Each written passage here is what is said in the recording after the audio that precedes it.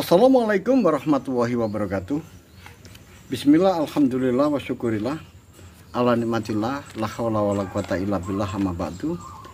Pemirsa, ketemu kembali dengan Kelamong Putro. Salam budaya warisan Nusantara. Pemirsa, di kesempatan ini saya akan menjelaskan tentang Sandikolo, Bumi Mojopahit. Pemirsa, setelah Majapahit dilanda perang Paregreg, perang saudara ini sungguh mengakibatkan banyak kerugian bagi Majapahit, karena kerajaan Majapahit tidak bertambah kuat, justru malah bertambah ringkih,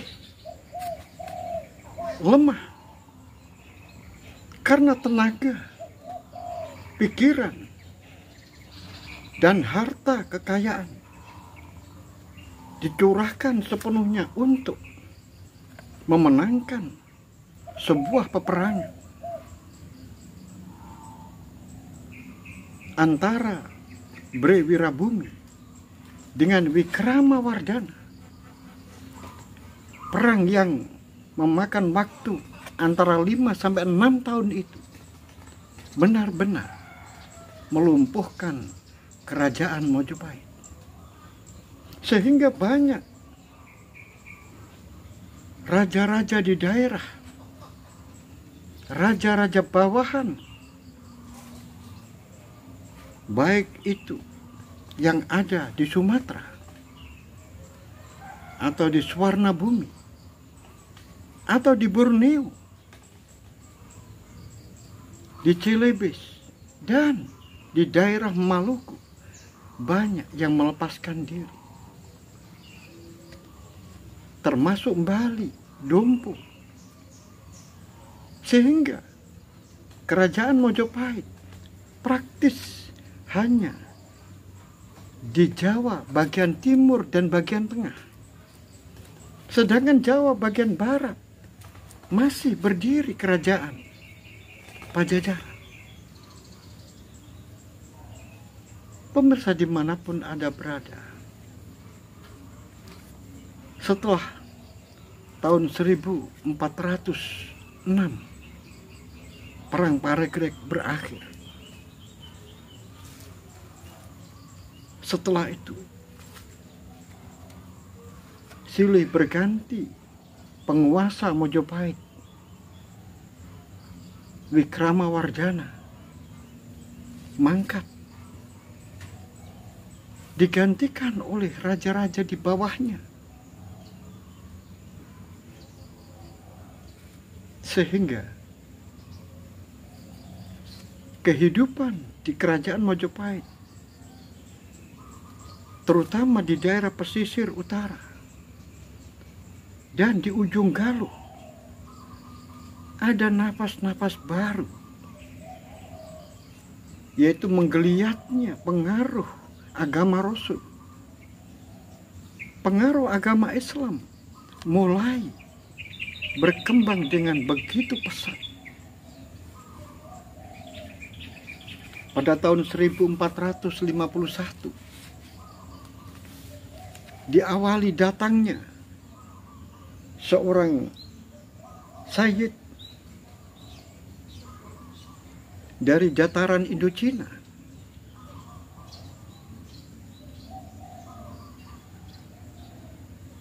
Ali Rahmatullah. Ali Rahmatullah berada di Surabaya.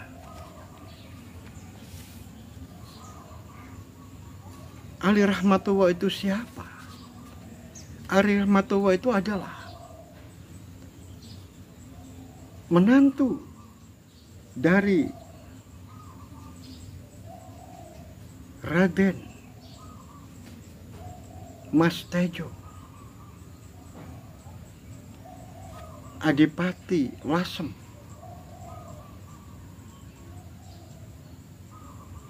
yang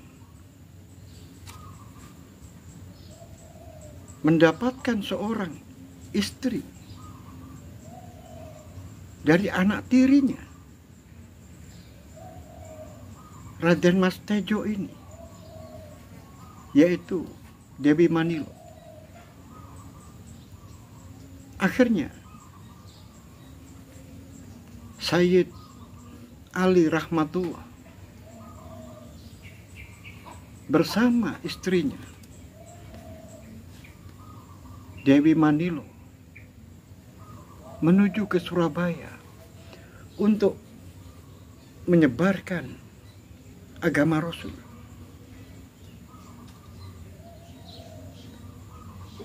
Kebetulan saat itu di Surabaya atau di ujung Galuh saat itu sudah berkembang agama, yaitu agama Islam. Para santri Syekh Maulana Mali Ibrahim ada, bahkan ada yang menjadi pejabat. Oleh sebab itu, saat Ali Rahmatullah bersama istrinya ini datang ke Surabaya, kemudian mencari lokasi, di mana lokasi itu dimaksudkan untuk mendirikan pasraman. Pasraman itu adalah pondok pesantren, tempat mengajar agama. Setelah berkeliling mencari daerah-daerah yang cocok, maka bertemulah daerah di sebelah timur Kalimas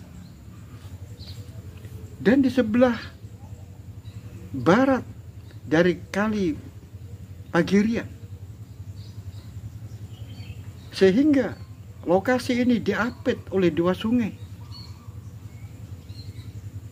Di sebelah barat Kalimas, di sebelah timur Kali Pagirian.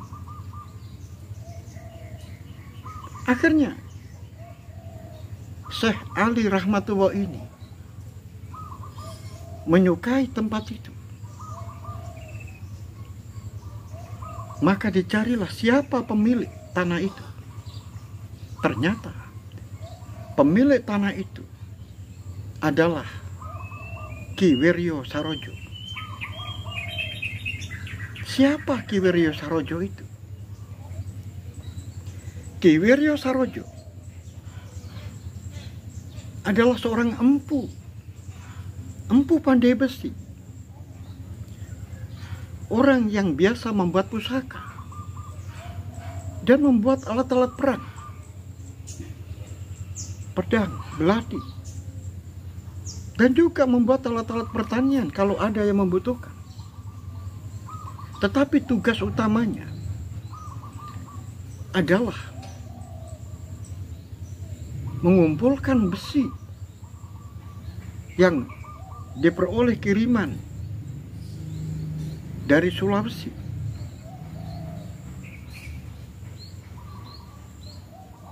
Kemudian untuk apa besi-besi itu? Besi-besi itu sekali lagi untuk menyediakan bahan-bahan pembuatan senjata bagi kerajaan Majapahit. Itu merupakan salah satu tugas dari Kanuruhan Lembu Suro. Tugas itu kemudian dilimpahkan kepada pembantunya, yaitu mantri muda, Mantri Anom, yang namanya Wiro Sarojo. Kebetulan Wiro Sarojo adalah seorang empu. Bahkan dia adalah murid dari Empu Supo Mandrangi. Nah, oleh sebab itu orang-orang biasanya menyebut Ki Supo Bungkul. Mengapa disebut Ki Supo Bungkul? Ki Supo adalah gurunya. Bungkul adalah rumah kediaman dari Wiryo Sarojo. Jadi Wiryo Sarojo berdomisili di Bungkul, kemudian mempunyai tanah yang disukai oleh Ali Rahmatullah yang letaknya ada di sebelah timur Kali Emas, di sebelah barat Kali Pagirian. Nah, setelah ketemu dengan Wiryo Sarojo, kemudian menyampaikan maksudnya, Ali Rahmatullah yang ingin mendirikan sebuah pasraman, pondok pesantren, karena saat dia datang ke Surabaya sudah bersama murid-muridnya yang berasal dari Siem, Kamboja, Filipina, dan juga dari Champa.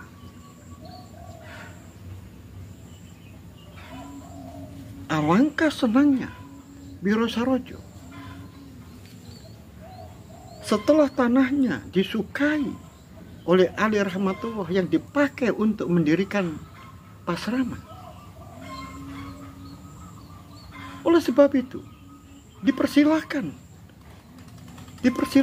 untuk diambil tanpa dibeli, bahkan oleh Ki Wiryo Sarojo diberi tanah lagi, yaitu Ampel Dento,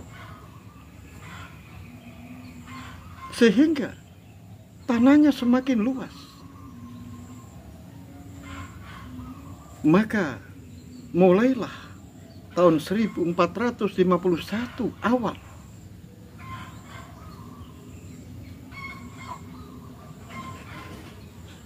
maka mulailah dibangun sebuah pondok pesantren di ujung Galuh.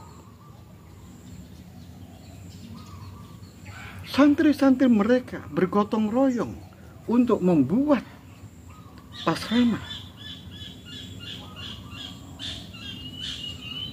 Ternyata banyak kendala, banyak halangan. Ali Rahmatullah sendiri tidak tahu sebabnya apa. Mengapa santri-santrinya banyak yang sakit? Bahkan saudaranya, istrinya juga merasa meriang badannya. Bahkan adiknya, Ali Kabir, yaitu adik iparnya, juga mengalami sakit. Bahkan murid-muridnya, santri yang berasal dari Siem, Kamboja, Champa, dan Filipina, ada yang mati. Sehingga Ali Rahmatullah merasa bingung dengan keadaan itu. Oleh sebab itu, Ali Rahmatullah kemudian menemui pemilik tanah itu, yaitu Ki Wiryo Sarojo.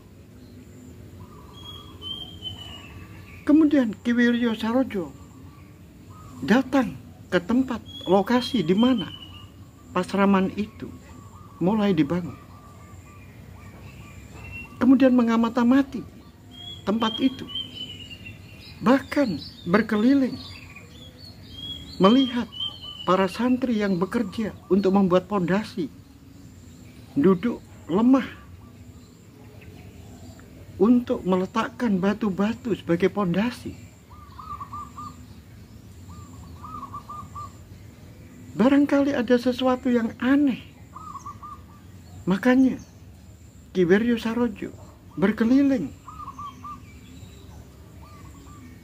sehingga ada santri yang menemukan benda yang aneh, yaitu berupa lempengan logam.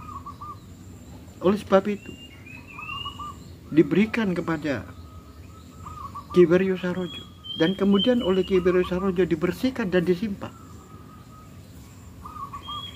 Setelah itu Ki Wiryo Sarojo mengajak Ali Rahmatullah untuk menemui sesepuh ujung Galuh, Sesepuh Ujung Galuh ini memang asli dilahirkan dari Ujung Galuh. Bahkan menjadi pejabat, mantri senior, bawahan dari Kanuruhan, Rakrian Kanuruhan Lembusuro.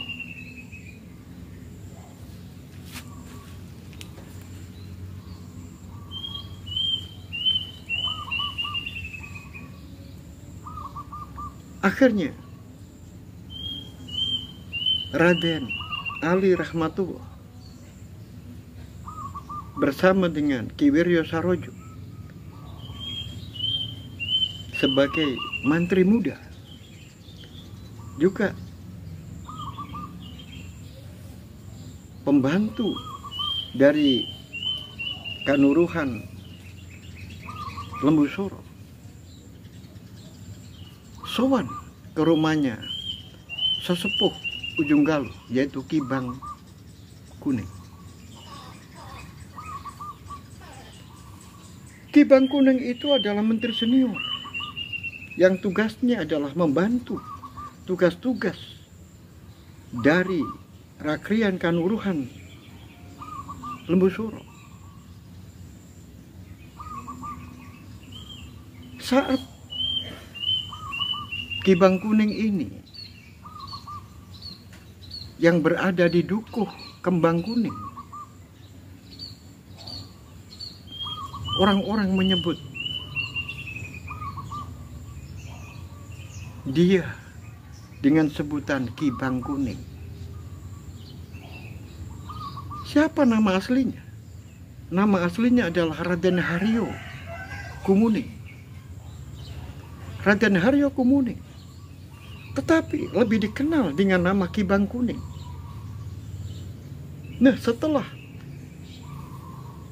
Raden Ali Rahmatullah ini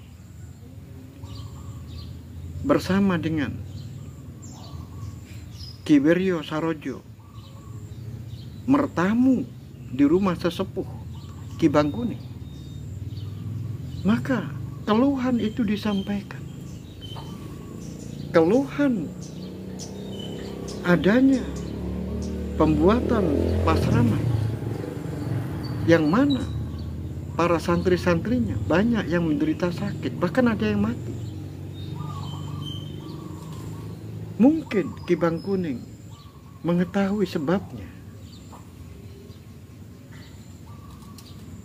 Akhirnya Ki Bang Kuning setelah berpikir sebentar kemudian mengatakan, apakah kalian semuanya mengetahui tentang yantro? Yantro? Apa itu, Ki?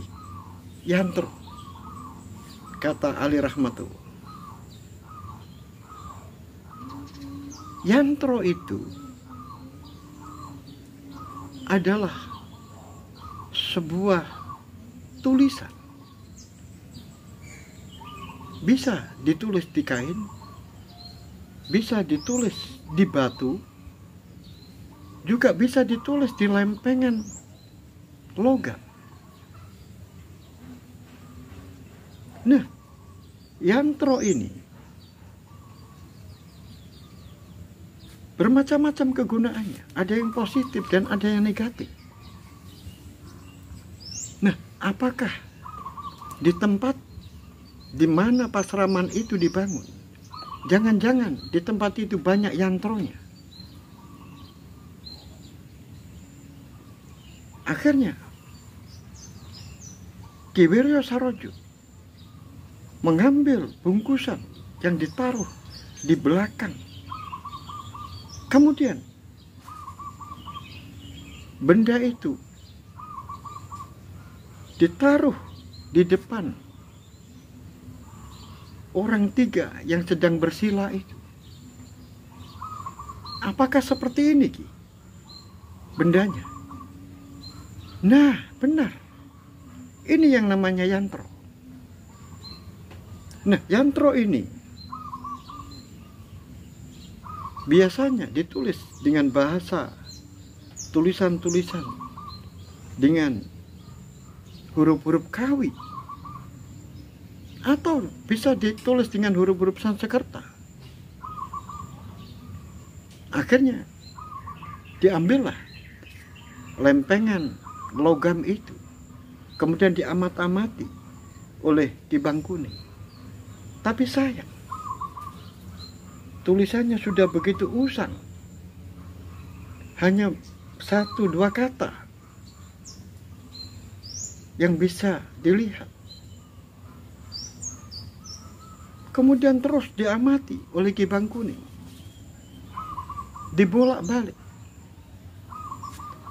kemudian dihubung-hubungkan,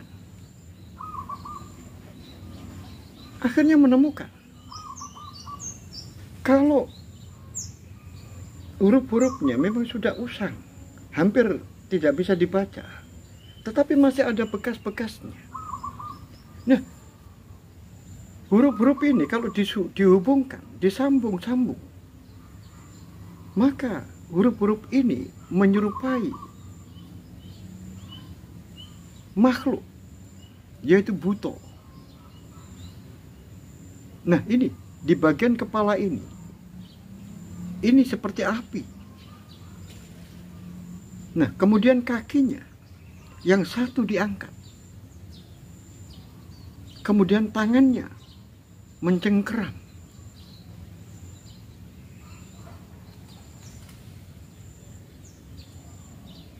Ini jelas negatif. Yantro ini adalah jelas yantro jahat.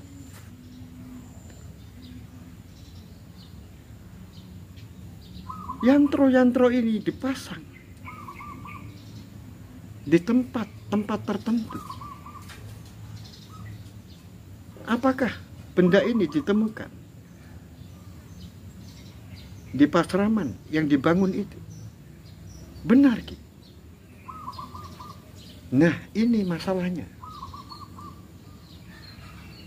Akhirnya dilihat-lihat lagi. Nah, ini ada yang bisa dibaca sedikit. Ternyata yantro ini diperuntukkan hanya untuk orang utara. Orang utara. Apa maksudnya, Ki, orang utara? Orang utara ini maksudnya adalah orang-orang bangsa Tartar. Bangsa Tartar. Bangsa Tartar itu siapa? Ali Rahmatullah ingin diperjelas. Raden, kalau orang Jawa itu, semua orang Cina itu dianggap orang-orang Tartar. Sehingga siapapun orang yang bertempat tinggal di daerah itu, yang ada yantronya seperti ini, kalau dia masih keturunan orang Cina, maka dia akan terkena. Karena sasarannya adalah dia. Waduh, Ki, saya ini juga masih keturunan Cina. Benarkah, Raden? Benar, Ki. Nah, kalau begitu apa yang Raden rasakan? Yang aku rasakan, hampir setiap malam aku dihantui oleh mimpi-mimpi buruk yang sangat menakutkan. Benar, seperti ada raksasa-raksasa yang datang.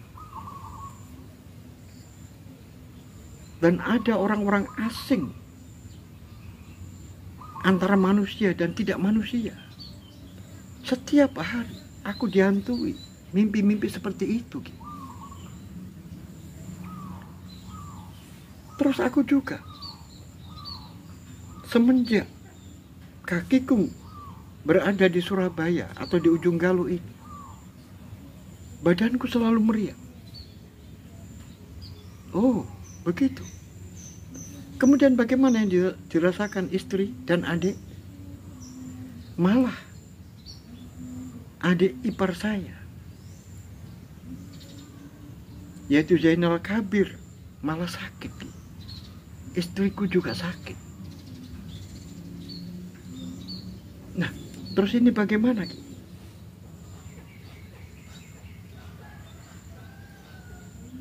Nah, kalau begitu, solusinya adalah santri-santri yang masih berdarah Cina harus disingkirkan dari tempat itu untuk sementara waktu. Kemudian cari yastro-yastro yang seperti ini. Tapi apa mungkin bisa ditemukan? Oh iya, saya ingat pemasangan ini adalah saat Raden Wijaya berkuasa. Raden Wijaya itu menghendaki agar orang-orang Cina yang datang ke Jawa mungkin yang akan balas dendam Mojopahit, karena tentaranya pernah dihancurkan saat itu. Nah, saat itu dipasang yastro-yastro ini di ujung galuh. Apa hasilnya? Tahu? Belum tahu, Ki? Ceritakan, Ki. Ternyata orang-orang Cina yang datang ke Mojopahit itu bingung. Bahkan prajurit-prajurit Cina yang sudah kenyang pengalaman berperang di mana-mana. Tapi mengapa masuk ke ujung galuh mereka menjadi bingung dan bercerai-berai? Bahkan sesama tentara Cina saling berhadapan saking bingungnya. Akhirnya banyak yang lari ke Tuban, dan di Tuban akhirnya melanjutkan sampai pulang ke negaranya. Itu adalah akibat reaksi dari yastro-yastro yang dipasang di ujung galuh. Seperti itu, Den. Nah, kalau bisa aku minta malam ini Raden dan anak Mas Wiryo Sarojo untuk menginap di rumah saya. Besok pagi-pagi ayo bersama-sama ke Ampel Dento, karena saya juga menitipkan anak saya, yaitu Karimah, yang akan saya pondokkan di Ampel Dento. Karena saya ingin mempunyai anak yang solihah. Pemirsa dimanapun Anda berada, Ki Bangkuning itu sudah masuk Islam sebelum Ali Rahmatullah datang ke Surabaya atau ke ujung galuh. Karena Ki Bangkuning itu adalah murid dari Maulana Malik Ibrahim, tetapi cuma sebentar. Tidak lama berguru ke Syekh Maulana Malik Ibrahim. Setelah itu Syekh Maulana Malik Ibrahim sudah wafat, sehingga keilmuan agamanya masih kurang mendalam. Pemirsa dimanapun Anda berada, akhirnya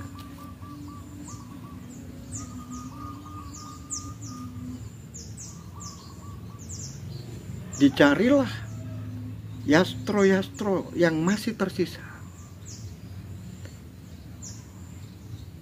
Kamu harus tahu, anak Mas,